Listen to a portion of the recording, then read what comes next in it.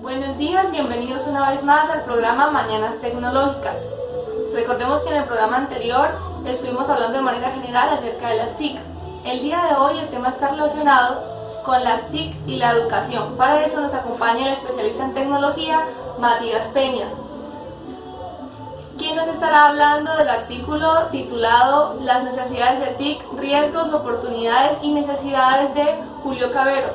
Buenos días, señor Matías. Buenos días. De acuerdo, la organización de la entrevista está basada en una serie de preguntas. Entonces, empecemos. ¿Qué debe tenerse claro al momento de integrar las TIC en los contextos educativos? Bueno, lo primero que hay que tener claro es que las TIC son un medio y un recurso didáctico, más no la panacea que va a resolver las problemáticas en el ámbito educativo.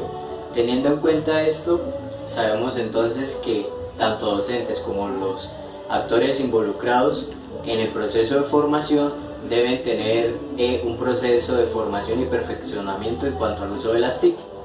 Entonces, ¿esto qué quiere decir? Que como es un medio y no un fin, las TIC nos van a servir es simplemente para generar nuevas metodologías, para generar estructuras organizativas y en consecuencia crear nuevas formas de motivación en los estudiantes. Teniendo en cuenta esto, se puede decir que el uso de las tecnologías debe estar orientado hacia un uso crítico, pedagógico y didáctico. ¿Cuál es el rol que juega las TIC en la educación? Bueno, hay que tener en cuenta que las TIC deben ser entonces un medio, por lo tanto el profesor debe utilizarlas siempre y cuando estas puedan ayudar a resolver un problema comunicativo o le ayuden a crear un entorno diferente y que propicie el aprendizaje dentro del aula. Además hay que tener en cuenta que el uso de las TIC no debe relegar las estrategias tradicionales del profesorado, sino que debe actuar o como un complemento o como una estrategia más para implementar o para desarrollar el aprendizaje en el estudiantado. ¿Cuáles son las ventajas más significativas al implementar el uso de TIC? Bueno, Julio Cavero menciona que hay varios estudios donde se analizan las ventajas, sin embargo, él rescata algunas que son las más significativas. La primera es la ampliación de la oferta informativa, la segunda sería la creación de entornos más flexibles para el aprendizaje, la tercera la eliminación de las barreras espaciotemporales entre el profesor y los estudiantes, el incremento de las modalidades comunicativas, la potenciación de los escenarios y entornos interactivos, favorecer tanto el aprendizaje independiente y el autoaprendizaje, así como el aprendizaje colaborativo y en grupo.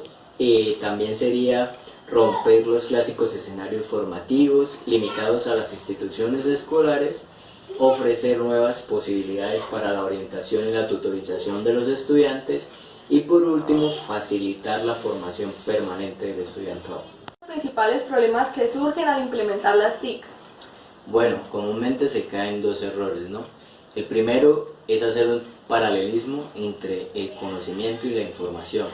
El hecho de que se tenga más acceso a la información no quiere decir que se adquiera más conocimiento. Para que haya un aprendizaje significativo son necesarias acciones formativas, bien estructuradas y organizadas, en donde haya una participación activa y constructiva del sujeto. Entonces, este vendría siendo el primer error. El segundo error sería que, ya que tenemos, gracias a las TIC, tanto acceso a la información, el problema ya no será tener la información, sino saber buscarla, seleccionarla y saber qué información evaluar. En este sentido, el papel del profesor será muy importante, ya que debe saber escoger meticulosamente la información que usará para implementar en el aula de clase el aprendizaje, es decir, las operaciones cognitivas de los estudiantes. Ahora bien, ¿de qué forma se relacionan las inteligencias múltiples y las TIC? Bueno, como bien se sabe, una de las grandes características de las TIC está en su capacidad para ofrecer una presentación multimedia. Entonces, gracias a esto se pueden utilizar una diversidad de símbolos en el aprendizaje, que pueden ser tanto imágenes estáticas como imágenes en movimiento, o lo que se conoce como GIFs, imágenes tridimensionales, sonidos, entre otros. Es decir, las TIC nos permiten la posibilidad de la flexibilización para trabajar en conjunto con las inteligencias múltiples, ya que es bien sabido que en la actualidad el mundo multimedia interactivo tiene su fuerte en captar la atención del estudiantado Entonces, gracias a esto podemos decir que las TIC tienen una gran ventaja, y es que puede venir en diferentes presentaciones para que se acople con las diferentes inteligencias que existen. Matías, muchas gracias por participar. Gracias por la invitación. A todos nuestros televidentes también muchas gracias por sintonizarnos, y no olviden, mañana en el mismo canal, a esta misma hora. Buenos días a todos, volvemos una vez más con nuestro programa de Mañanas Tecnológicas. En el día de hoy vamos a hacer la continuación de la misión anterior, donde estábamos hablando de la relación entre la tecnología y la educación. Para eso tenemos a la especialista Magda Vargas, que nos acompaña en la mañana de hoy, y ella nos va a contar un poco más sobre esta relación. Entonces, empecemos. ¿Cuáles son las limitaciones a la hora de usar las TIC? Bueno, en contrapartida a todos los beneficios que hay el uso de las TIC, pues se presentan ciertas limitaciones. Una de ellas es el acceso que deben tener los estudiantes a los recursos. La siguiente sería la necesidad de una infraestructura administrativa específica, además de que se necesita contar con personal técnico de apoyo. Por otra parte, se tiene el costo para la adquisición de los equipos que sean de calidad, que permitan llevar a cabo una propuesta formativa que sea adecuada a las necesidades estudiantiles. Además, también necesitamos cierta formación que nos permita el conocimiento para poder interaccionar en un entorno telemático. Finalmente, pues tenemos la necesidad de adaptación a nuevos métodos de aprendizaje, tanto docentes como estudiantes. Por otra parte, nos gustaría saber cuáles son los mitos en torno al uso de las TIC. De acuerdo a las limitaciones que mencionábamos anteriormente, también se le agregan a las TIC una serie de mitos y creencias que las marcan como potenciadoras de cambio en el sistema educativo. El mito número 1 es favorecer un modelo democrático de educación que facilita el acceso a todas las personas. El siguiente mito es el mito de la libertad de expresión y la participación igualitaria. El mito número 3 está relacionado con la amplitud de la información y el acceso limitado a todos los contenidos. El mito número 4 está relacionado con el valor per se de las tecnologías. Mito 5 habla de la neutralidad de las TIC. El mito número 6 de la interactividad. El mito número 7 es de los más, es decir, más impacto, más efectivo y más fácil de retener. El mito número 8 de las reducciones, es decir, reducción del tiempo de aprendizaje y reducción del costo. Mito número 9, los mitos de las ampliaciones, es decir, a más personas, más acceso. Mito 10, las tecnologías como manipulación de la actividad mental.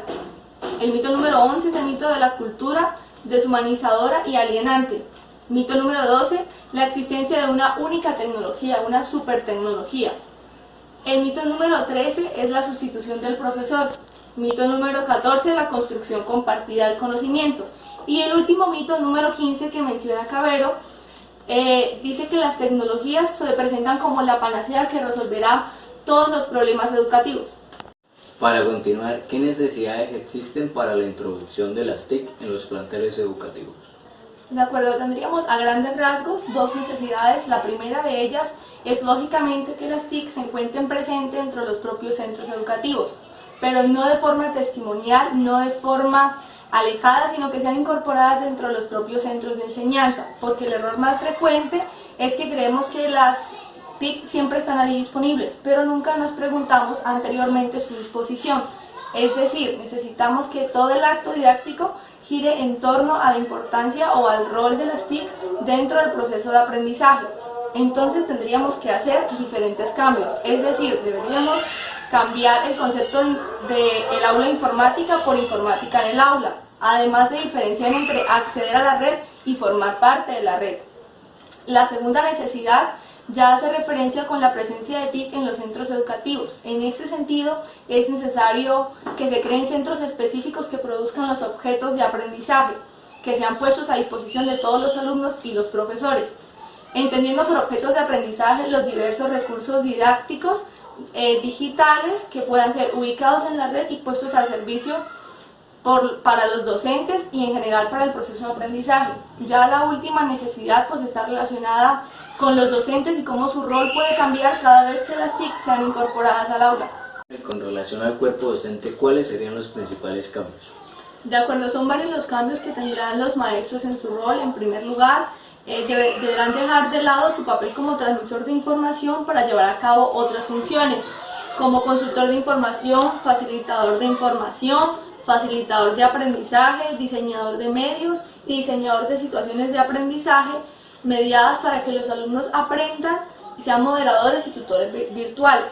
En otras palabras, las nuevas funciones del profesor irán desde buscar información en la red y adaptarla a las necesidades de sus estudiantes, como ser un continuo evaluador y selector de información, es decir, un soporte de acceso a los recursos propios para los estudiantes.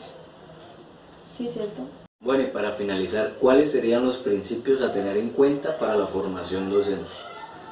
De acuerdo, la serie de principios que deben tenerse en cuenta para la formación docente pueden sintetizarse de la siguiente manera: el valor de la práctica y la reflexión sobre la misma, la participación del profesorado en su construcción y determinación, su diseño como producto no acabado, además de situarse dentro de las estrategias de formación más amplias que el simple audiovisualismo y alcance de dimensiones más amplias como la planificación, el diseño, la evaluación y la coproducción.